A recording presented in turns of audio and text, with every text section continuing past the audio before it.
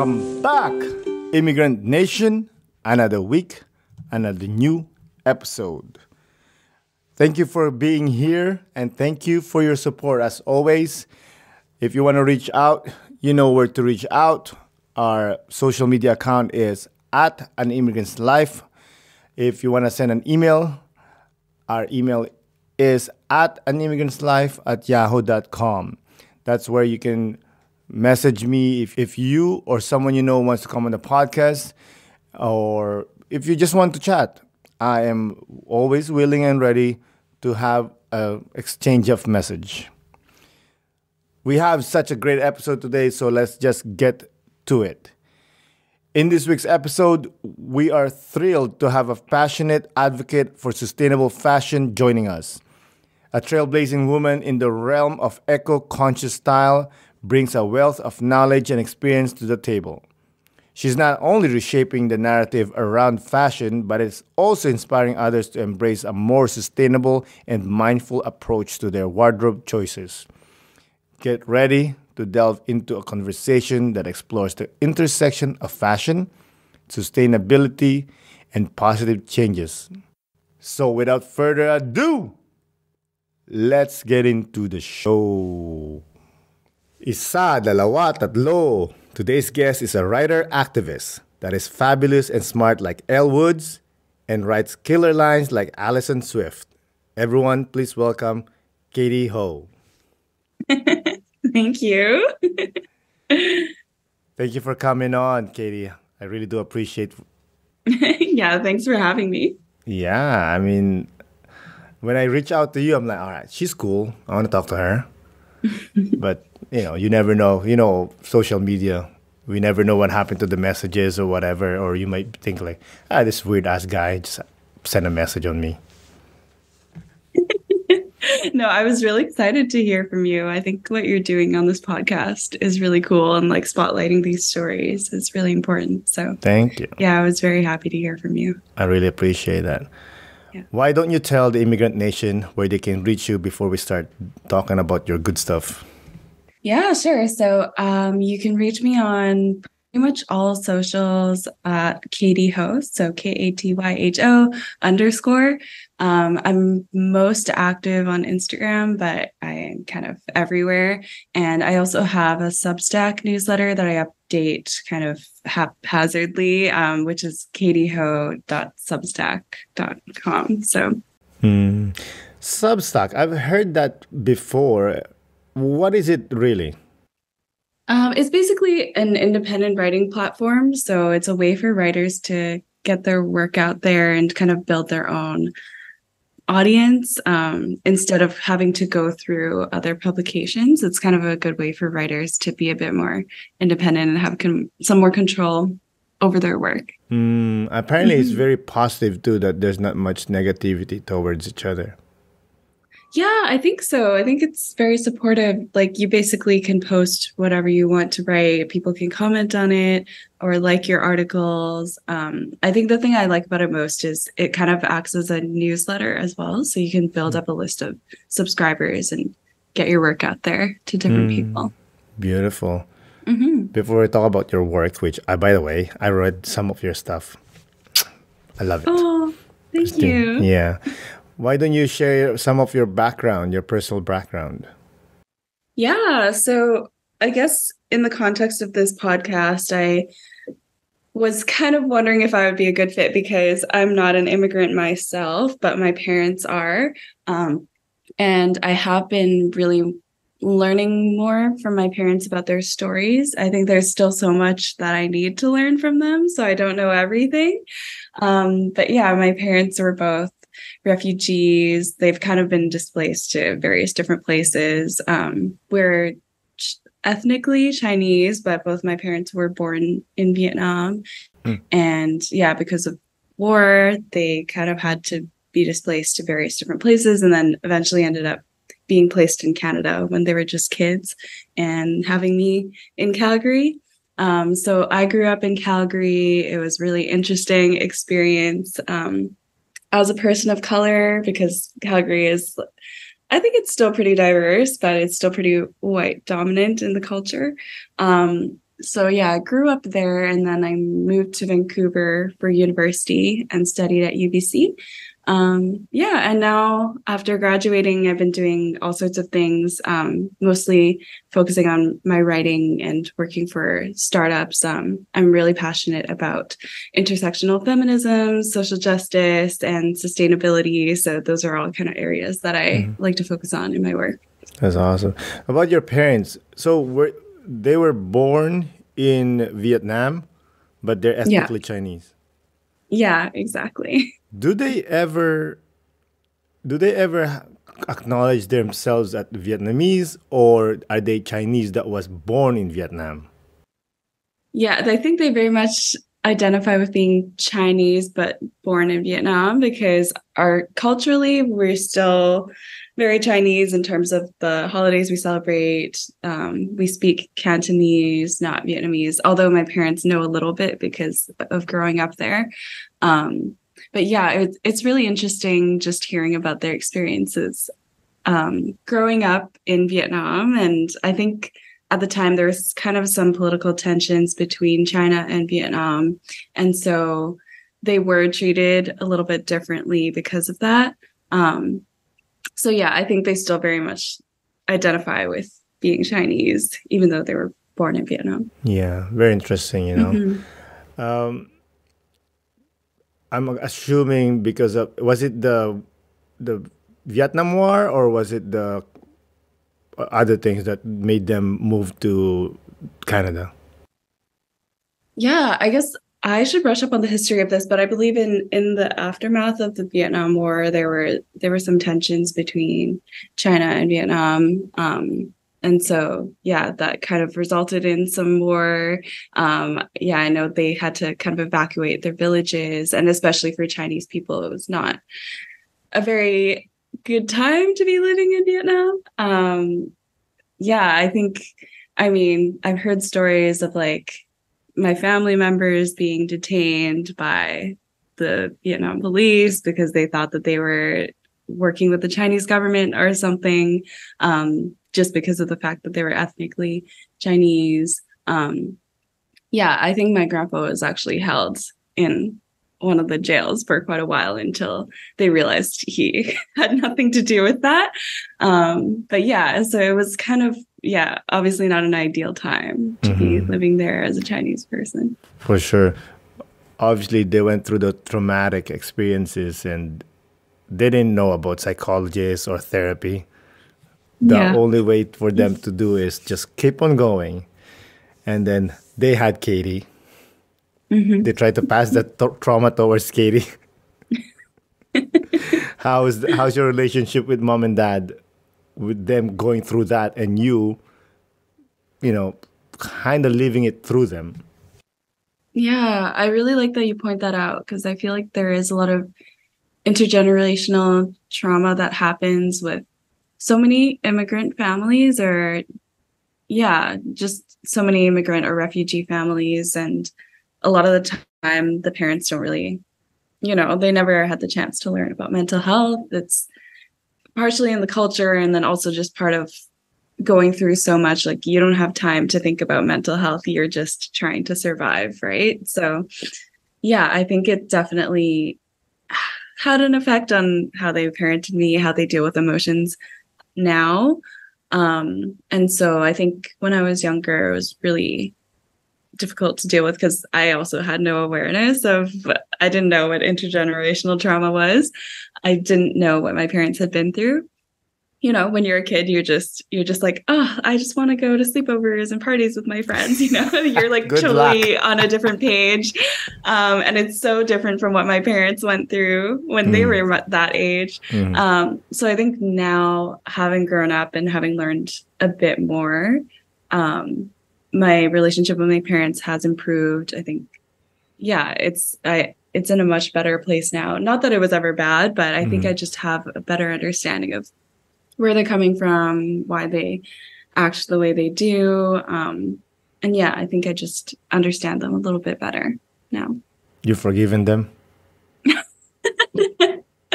Yes, I don't think I've ever been upset with them about that per se, but it's just I think I've just learned to understand like, oh, this is why they act this way. And I think it just gives me a better ability to like understand where they're coming from. What do you think that gave you that wisdom of realizing that why, and what makes them decide things, why we're so strict towards you? What helped you think of that? Yeah, I think just learning a lot about what they've been through, especially during the pandemic. I was actually isolating with them in Calgary. So it Nice. gave us a lot of chances to talk and for me to learn about their stories. So I would actually like quite often sit down with my parents and ask them to tell me some of the stories of them growing up. And I would take notes. And yeah, my hope is one day to turn that into a book or a series of short stories or something. But yeah, I really had the chance to kind of put myself in their shoes through that kind of writing exercise and learn more about their perspective, because basically I've been writing these stories as if I am them from the first person perspective. So it really forced me to be like, hey, like, what was my dad thinking when he went through that moment, and how did that affect the person he is today? So yeah, I think that really helped, is just talking to my parents and learning their stories and putting myself in their shoes. Because yeah, I don't think I'd ever done that before, and most people probably don't do that as well. So I think it's really important. I encourage everyone to just talk to their parents and Yeah. hear more about what they've experienced. Yeah, it's very uncomfortable to ask questions because you're scared. You're scared of like, what if I find out something that very scary, or why did they do that, or whatever it is. It's hard, especially like us growing up, Asians looking at our parents are like they're gods. They cannot make any mistakes. Dad is Superman, mom is Superwoman. Like they don't make mistakes. But for us to know that they actually made mistakes, they're actually humans. They were actually teenagers one day, making the same mistake as us. I think it's liberating more than anything.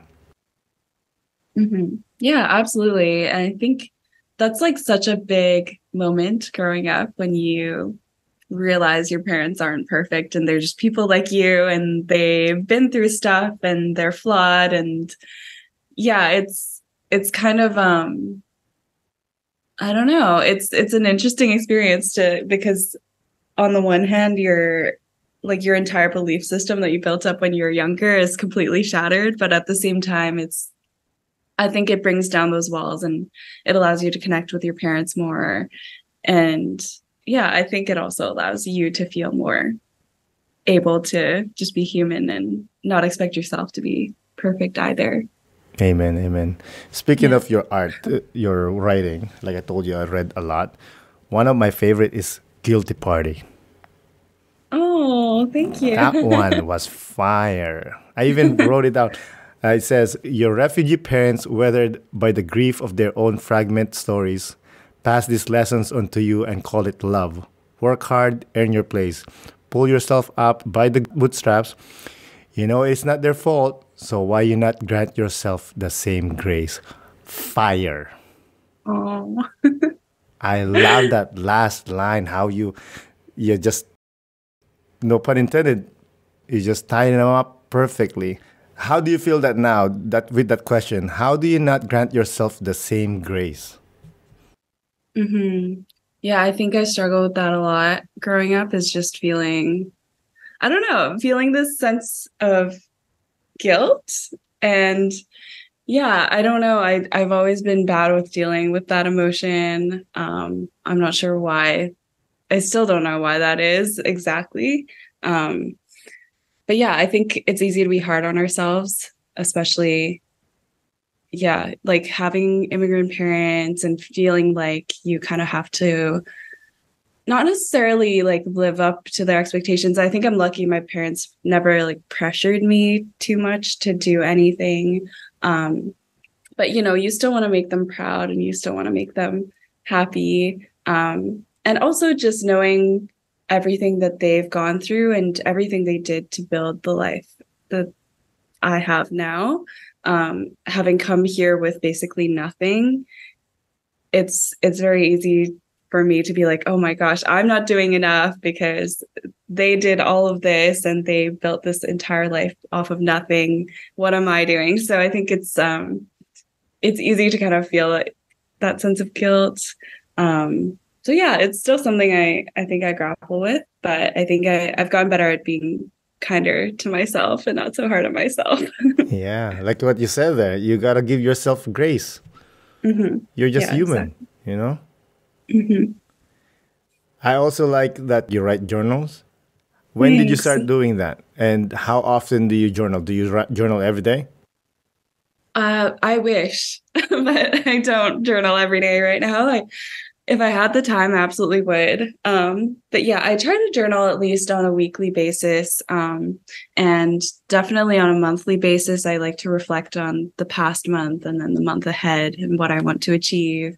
Because yeah, I used to just do one big reflection at the end of each year, like New Year's resolutions and everything. And I realized like that's not as effective as reflecting every single month on what you want to do. Because yeah, I think as everyone knows, like you kind of start off strong in January and then by like March, you probably have started to fall off of your goals. So I think it's good to kind of reflect each month on how life is going. And yeah, it's a good way to check in on yourself. I think, yeah, it's helped me better deal with my own emotions. I've loved journaling ever since I learned how to write, basically. And it's always just been a great outlet to be able to process my thoughts in a safe space where, you know, like no one else is there to judge you and you're just there to express your feelings and let them all out. And I think it's like one of the healthiest ways to deal with things. It is, yeah. Do you ever read back the things that you wrote? Oh, I do. It's so funny. Yeah, I will read back like stuff that I wrote in high school and I'm like, Oh, wow, no. I was so dramatic back then. We all are, or were. Yeah. That's I'm sure I'll funny. look back on what I write today and I'll be like, oh my gosh, what was I doing? Okay, that's a great thing that you mentioned. So you're reading all those things you were worried about, I don't know, your crush might not like you, or oh, I might get A minus instead of A plus. What does it teach you reading those experiences?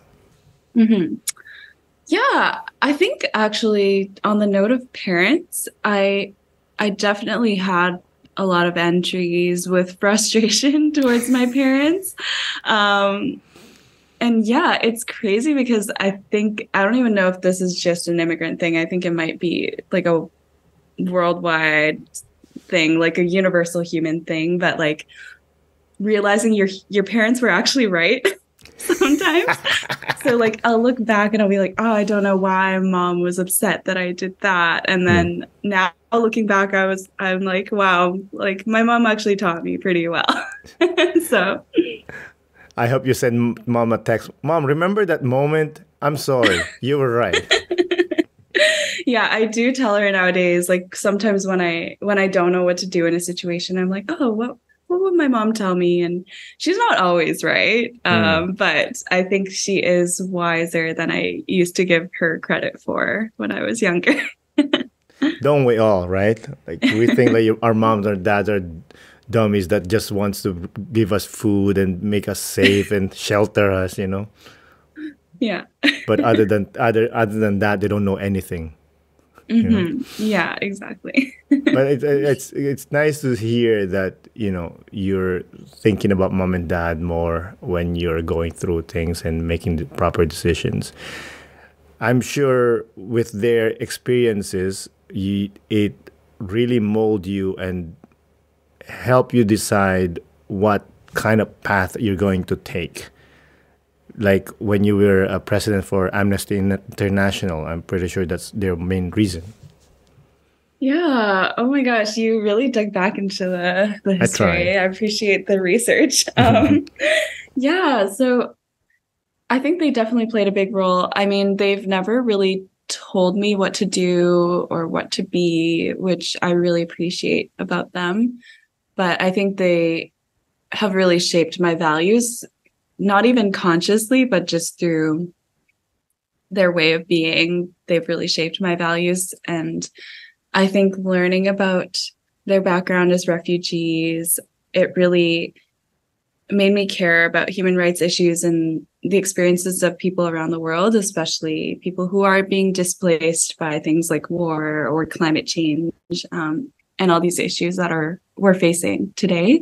Because I look at people in Afghanistan right now, for example, who have to flee the country because it's so dangerous for them. And I can see a bit of myself in them because my family has also been through not exactly the same thing, but similar situations. And so I can understand what it's like to go through those things. And I think me as someone who is in a position of privilege, who lives in Canada, has a safe place to live. I have all these privileges that those people don't. So I think I've kind of taken on that responsibility of feeling like I need to speak up for those people. So that's kind of why I gotten involved with Amnesty, and why in a lot of my writing, I really try to spotlight those issues so people can be aware and hopefully help.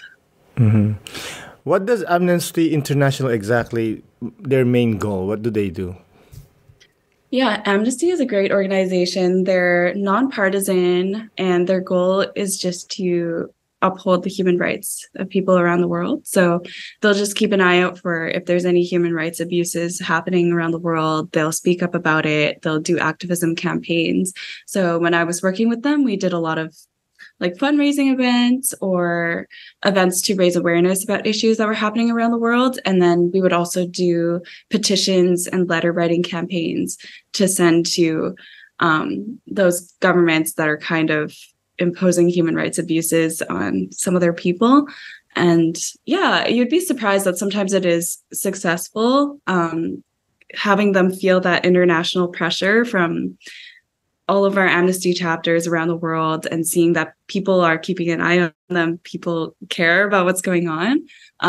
It does lead to some people being released from being prisoners of war, for example, and things like that. So I think it's a great organization, what they do. Mm-hmm.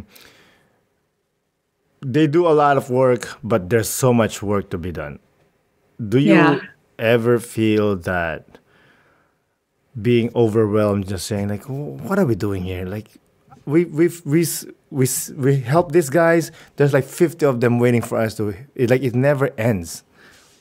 Mm-hmm. It does feel overwhelming for sure. I think, as someone being in the activism space, I see it happening to me, to other people in the space, where you just have this activism burnout where you care so much about so many issues and you're constantly trying to keep track of all the things that are happening in the world. And it can get pretty exhausting for sure. So I think one thing that has helped me is recognizing the point when you know everything that you need to know, and you at that point, if you keep going down the rabbit hole, you're just unnecessarily stressing yourself out more. So when I'm researching an issue, I'll learn to recognize when I'm at that point, and when it's causing me more harm than it is educating me, then I need to stop at that point. So I think that's really good. And also just taking breaks from social media, taking breaks from the news is important. I wouldn't say to completely step away from those things, because it's important to be aware of what's going on in the world. But I think learning to limit that for myself has been really good. And then also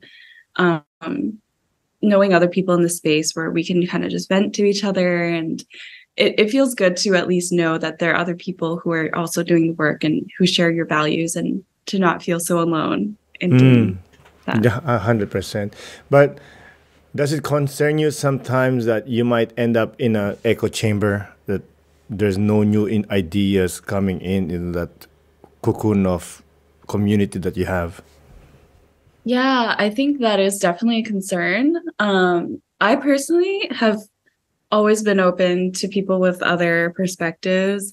I think growing up in Calgary really taught me that, because I don't necessarily agree with most of the politics over there. I won't say all of it, but like, yeah, I think just growing up with around a lot of people who have different belief systems compared to me, I kind of had to be open to that. And so I've always been open to having those conversations with people. And yeah, even on social media, I think it's really harmful when people use phrases like, oh, unfollow me if you don't agree, or I'm going to unfollow you because you don't agree with me. I think it's way more productive to be able to have a conversation with someone. And I have actually been able to have conversations with people where we're like, hey, we don't necessarily see eye to eye, but we can at least understand each other more and respect each other's opinions more.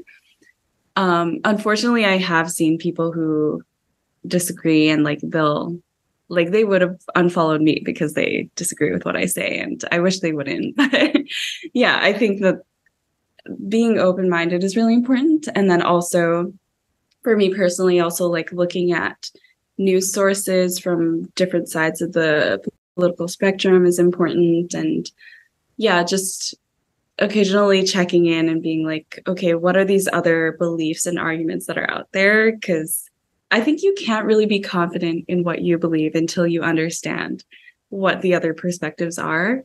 So yeah, I think it's something everyone should do, even though it's uncomfortable. Yeah, you cannot be married to an idea. Yeah. It has to be changing all the time. Whatever it is, a political, religious, whatever it is, you have to look for other people's perspective, or else you'll never grow. Right? Yeah, exactly. You mentioned you grew up in Calgary, and you mentioned also that Calgary is very, quote unquote, white. How was your, let's say, high school days in Calgary? Were you in a very mixed group or mixed school, or was it only Katy is the only Chinese or Asian in the classroom? My high school was pretty diverse, I would say. I think compared to living in Vancouver now, where there's so many Asian people, like probably, I don't even know what percentage, but probably 50% or more. So compared to Vancouver, it was not very much, but it was still pretty diverse in that there were people of different ethnicities and races there. But yeah, there's this kind of underlying feeling of the white kids are the cool kids, and if you get to hang out with them, you're kind of cool too. And the Asian kids are kind of known as, like that nerdy stereotype. So I feel like there is still this like unspoken hierarchy in terms of the way people perceive you.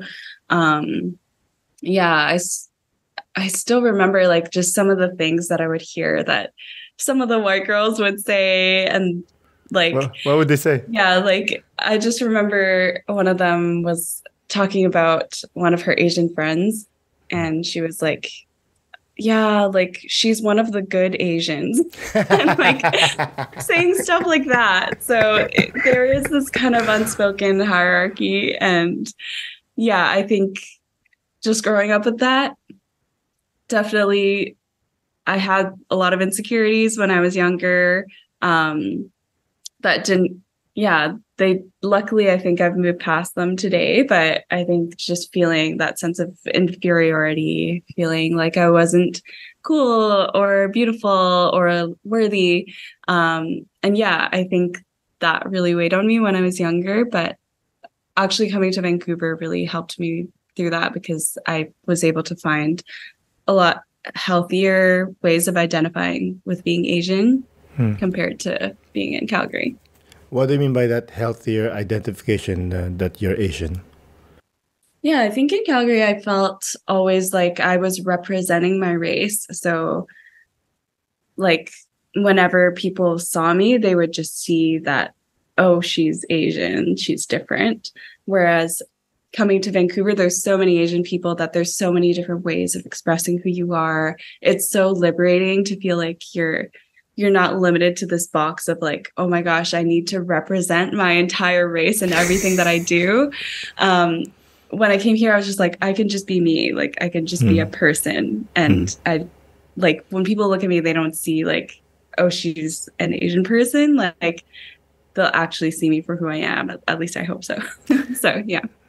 Okay, yeah. I see that. I understand that too. Like, but you know what? I don't mind the pressure. Okay. You don't? No. I'm like, yo, good. I want to be the great example of our people, you know? Like, to say that, I don't know, let's say, like I just finished coaching my son. I'm like, I'm the coach. I want to show them that, hey, we are smart people. You know, we are kind. We are understanding. We are this, we are that. I have no problems representing our people, to be honest. I mean, of course, it's a lot of pressure. If it's like every day, I'm like, come on, I just want to, I don't know. I just want to dance. I just want to twerk. I don't know, you know? We want to have fun too. But I understand that. You touch on this a little bit, the model minority. Asians are model minority. What do you think propagates that?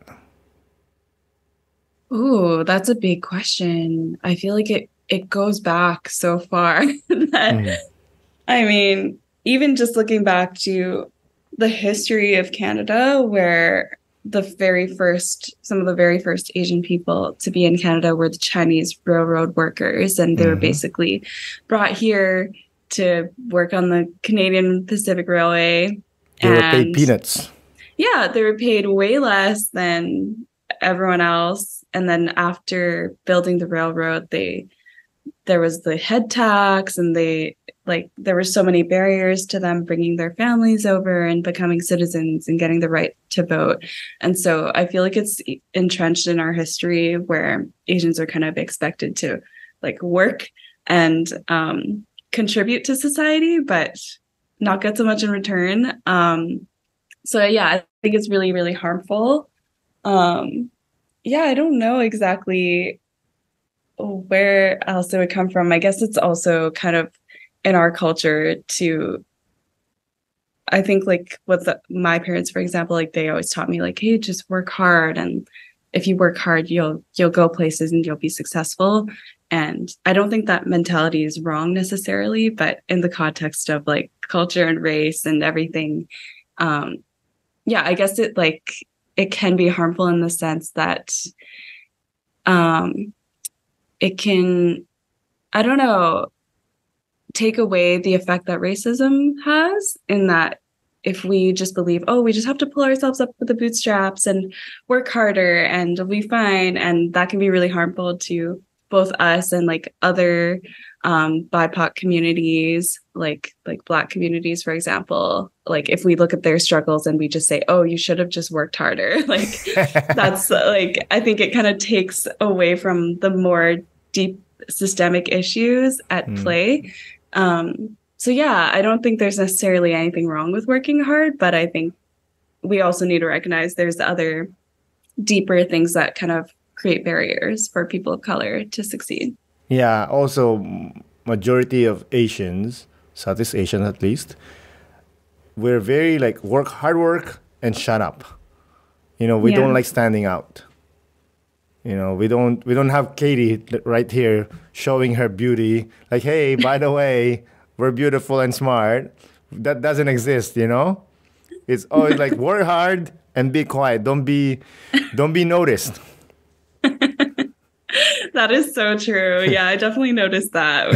And I think that I really admire that. I think that it's great to just have that humility and be able to just work hard and like, that's it. But yeah, I think it places us in an interesting position when we're working like in this Western world where it's a bit more individualistic and it's about like standing out and like making a name for yourself. And it's very different compared to like maybe the more collectivist cultures in Asia. So yeah. How do you find the balance of your Asianness, for the lack of a better word, and your being a Canadian? Yeah, I think it's still something I navigate. I think I have never really felt like I belonged anywhere, which is a very weird feeling. I think the strongest sense of belonging I've ever felt is here in Vancouver because of the the strong Asian community here, or Asian Canadian community here.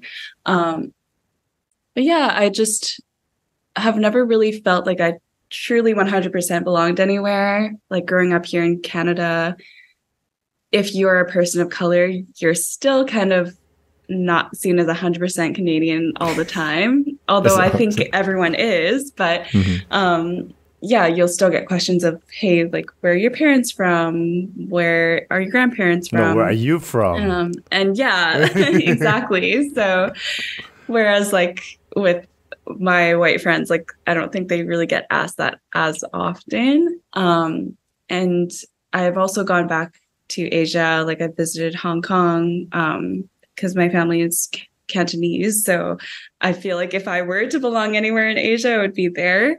But even going back there, like, my Chinese isn't that great. I didn't grow up there. I don't like really act the way that a person who grew up in Asia would act.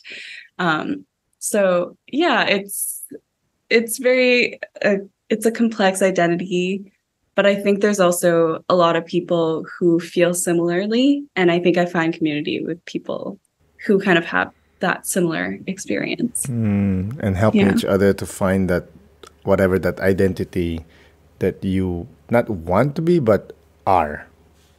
Yeah, exactly. I saw that you founded Attire Media. Let's talk about that. What is this about? What's your goal? Yeah, so attire media was something I started in university. I was learning about sustainable fashion back then. So I've always really loved fashion. And growing up, it was also a way for me to connect with other people, especially with that, what we were talking about earlier, the lack of a sense of belonging. It was a way for me to feel like I belonged and I fit in. Like everyone was shopping at like American Eagle and Hollister and Abercrombie back in the days. So I would go with my friends to the mall and we would shop there and I'd be like, wow, I fit in. I feel like I belong here. So I think fashion has always been something that I really paid attention to when I was younger, maybe as a way to be kind of like a chameleon and to feel like I could kind of, I don't know, identity switch into someone who would belong in that community. And so yeah, I've always really loved fashion, really cared about it. I've always cared a lot about climate change too, ever since I learned about it in elementary school. And so yeah, in university, I met this entrepreneur who worked in sustainable fashion. And I was like, whoa, that's so cool. I didn't know that those two things could go together. And I ended up interning for her doing like PR, social media, marketing for a summer. And through that, I just learned so much about all the issues in the fashion industry in terms of how they treat their workers who are predominantly usually Asian women, and also the impacts on the environment, as well as like the racism and the fat phobia, transphobia that is in the fashion industry. So yeah, I just started learning about all these issues that I really care about as someone who cares about social justice and sustainability and that connection with fashion. So basically my goal with attire media was to raise awareness about all these issues and teach consumers what's actually going on in the fashion industry, because most publications, they don't talk about that because they're just getting paid with advertising dollars from fashion companies. So they have to speak kindly of them, you know, and Of like kind of course. praise them and gloss over the things that they're hiding. So yeah, I really wanted to use that platform to raise awareness about all those issues. For the people that doesn't know, in a nutshell, what is a sustainable fashion is? Mm, that's a great question.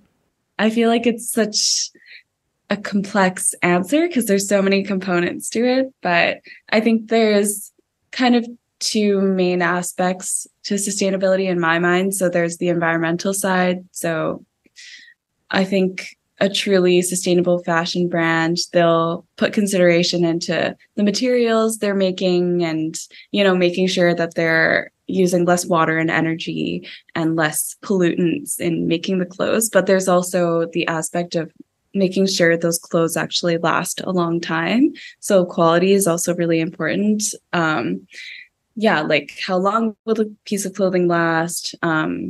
There's some companies like Patagonia that will repair the clothes. So that's a great way to keep the clothes lasting longer.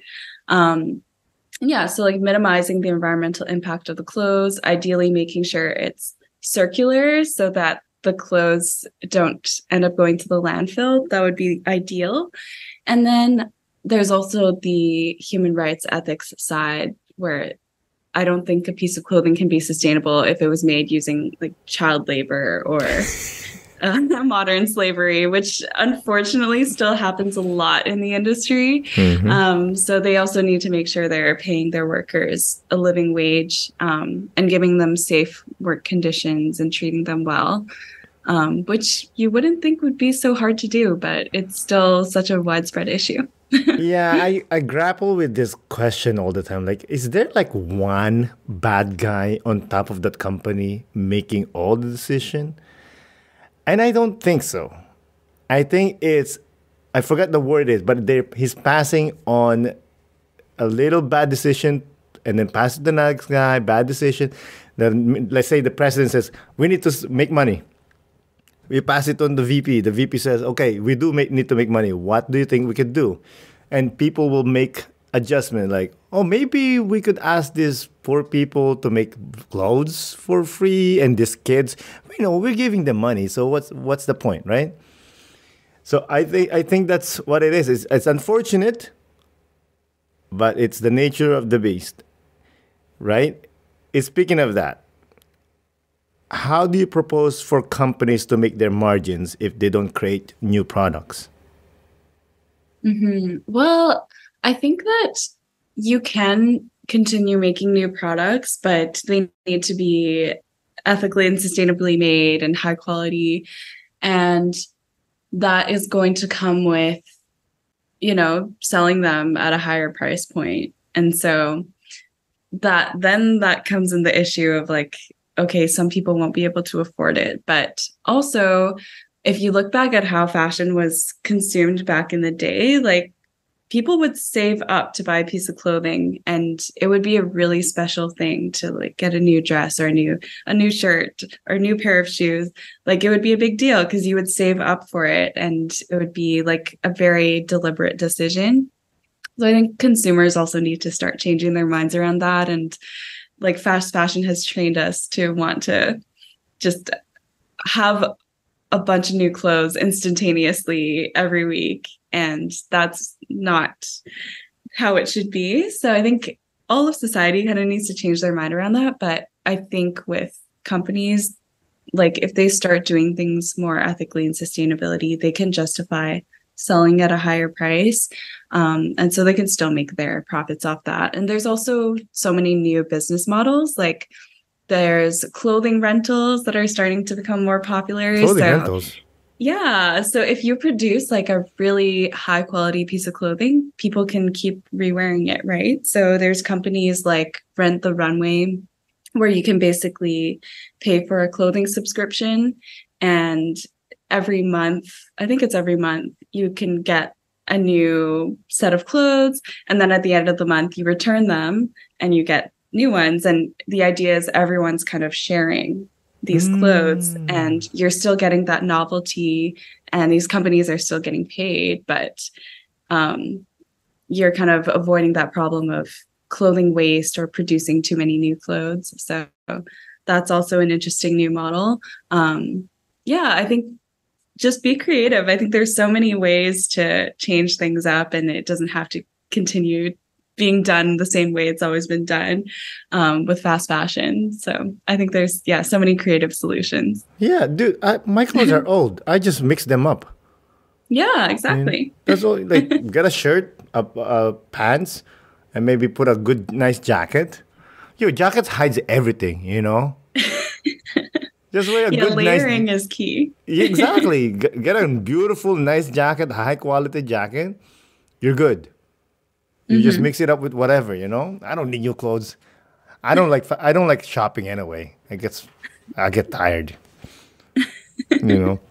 Same. Yeah, it's so exhausting to go shopping. So much pressure, Yeah, you know. it's a lot of work. Also, thrift shops. This is one thing I love, by the way, that the new generation, like your generation, I'm a bit older than you, that going to thrift shop and it's becoming a cool thing. I'm like, hell yeah, dude. There's some good clothes there. Yeah, it's so much fun. I think I love that it's becoming a cooler thing Mm. because yeah, I remember when I was younger, it'd be like, oh, you got that at a thrift store, like gross. But now it's so cool. And Yeah. I found so many hidden gems at thrift stores. I honestly haven't bought any new clothing in so long because Hmm. you can get everything you need at a thrift store. So I think that's another fantastic solution. And there's so many different price points as well. So I think it can be a really affordable solution for people who don't have the money. Um, and yeah, there's so much variety out there. I think Mm. the clothes are so unique at their stores too. Yeah. Um, yeah, so I think that's a great way. That's a great way to embrace sustainable fashion. Yeah. And there's history behind it, you know? Like if you get a nice Mhm.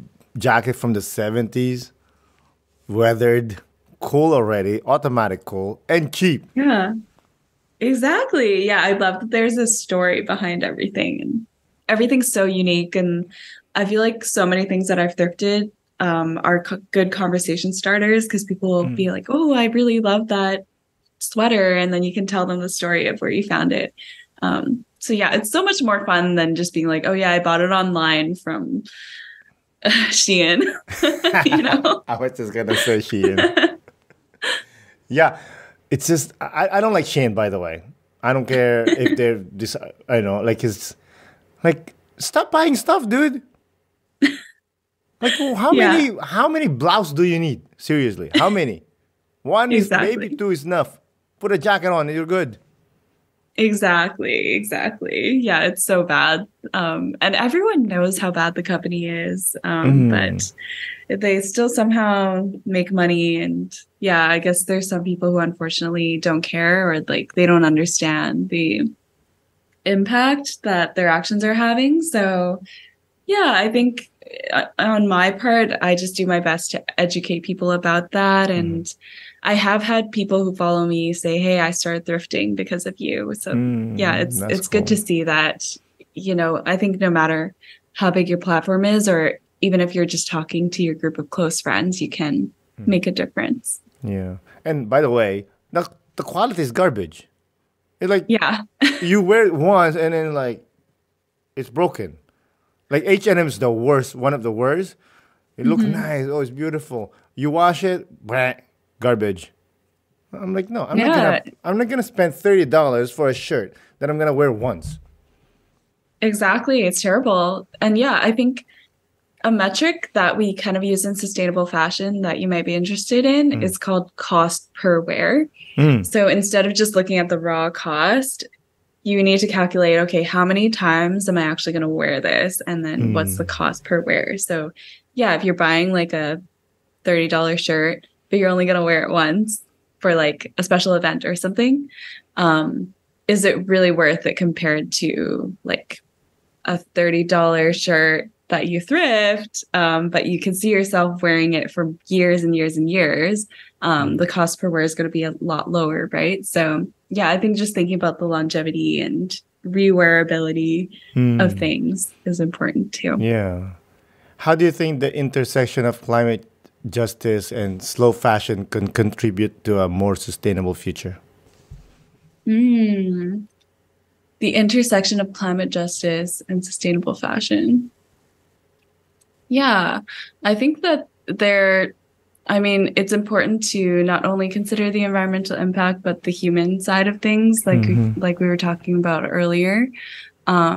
So yeah, I think it's still a complex issue, but Mm-hmm. we are seeing companies that are trying to make a more positive impact, and they're working with garment workers and artisans to pay them fairly. And yeah, I think it all connects, because when clothes are not made sustainably, they tend to affect the health of the garment workers and the environment in that area. So it's like a lot of places in China and in Asia, in Bangladesh, where not only are the workers being harmed, but also like there's so many pollutants being released into the air and the water, and it's destroying the environment.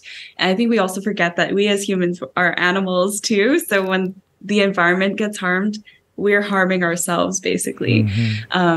So yeah, if we can create a system where we're treating our workers fairly and we're also producing clothes more sustainably, yeah, I think the solutions will go hand in hand in like protecting human life and protecting the environment. It all sort of connects together. You mentioned earlier that you get into climate change and sustainability fashion and all that stuff when you were younger. I saw that you wrote a piece called A Culture of Reduce, Reuse, and Recycle. Was that the beginning of it, or was that the beginning of you going out and saying, yo, we need to do something or else? Yeah, it actually began, I think, when I was in grade 4. I think that was the first time I ever learned about climate change, or I think at the time we still called it global warming. Yeah, that's good. But yeah, we were learning about like recycling and stuff like that. And I don't know why. I was just so passionate about it, because I guess I've always just had this strong sense of justice. So I was like, this is wrong. We should not be destroying the planet like this. And so like little grade 4 me was really passionate about this. And I just randomly decided to campaign around the school. And like I made these giant posters to teach people how to recycle and stuff. By yourself? It was so random. Like no one asked me to do that. I love it. I don't know where that came from, but I guess, yeah, ever since I learned about it, I really thought it was important. Yeah. Were there anyone that helped you out, or was it just like this crazy person over here? I don't even know. I think maybe my mom helped me buy supplies to make my posters, and then I asked my teacher for permission to like put them around in the school. But yeah, it was mostly just me. I don't know what got into me, but it's still there apparently. Oh, no way. Amazing. That's awesome. Speaking of that, like consume and all recycle and reuse, what's your opinion about paper straws?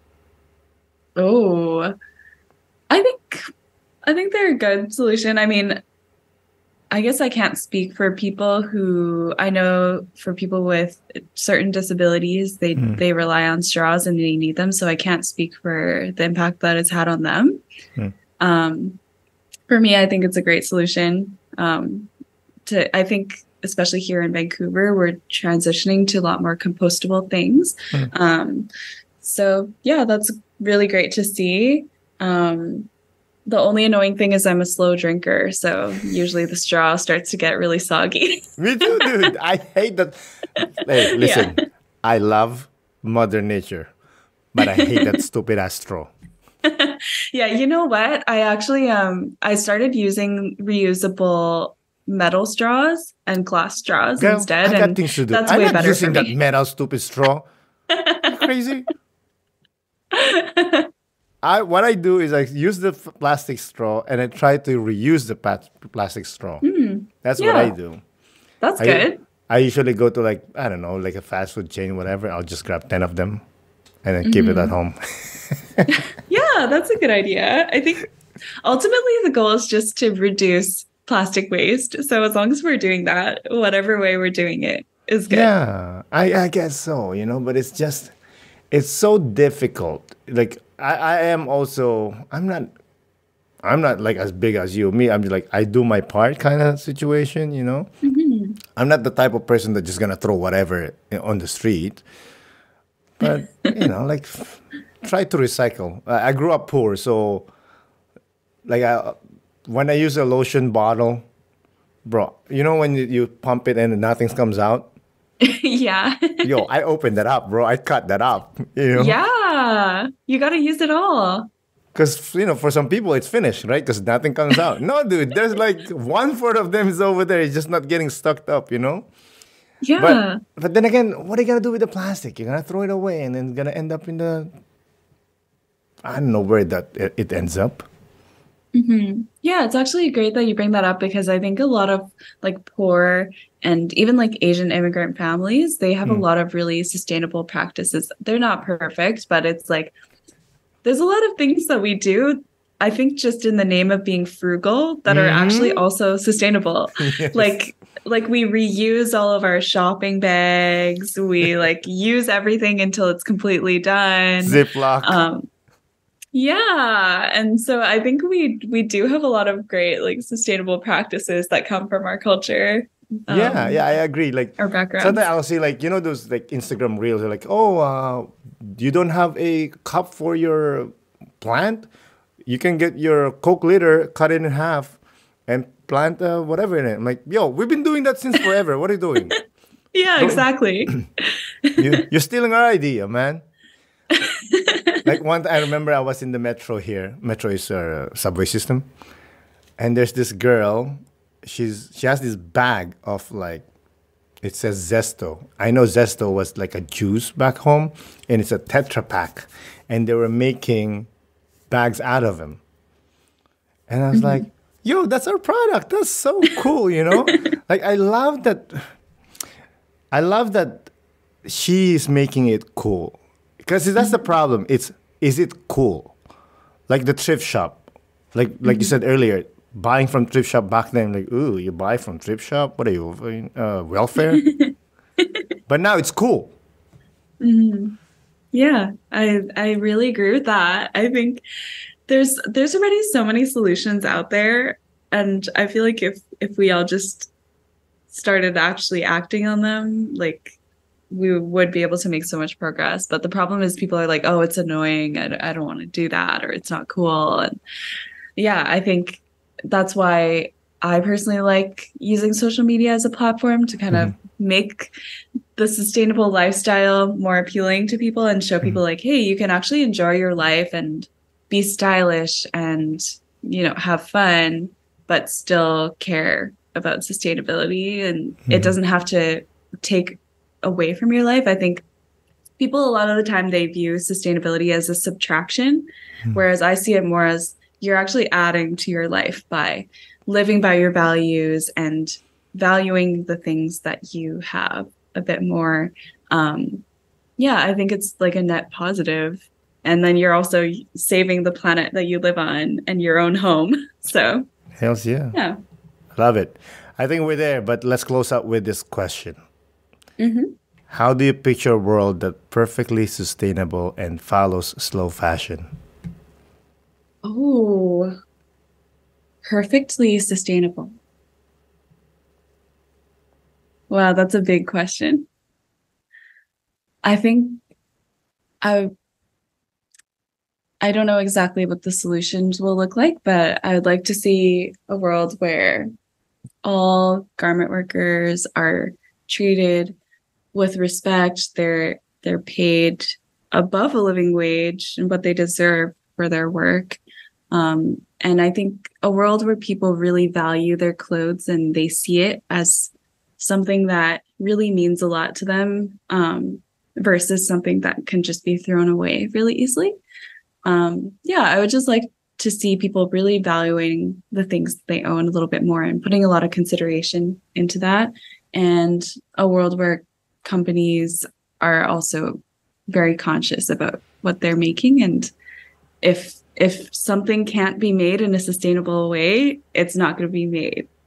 So I think ideally in the future, there will be no such thing as sustainable fashion because all fashion will be sustainable. I think that would be the goal. That's beautiful. Again, Katy, thank you so much for coming on the podcast. I really do appreciate it. Oh, thank you so much for having me. This was so fun. Yeah, thank you so much. Before we close out, do you have any last remarks, or if you want to say your Instagram account again, whatever?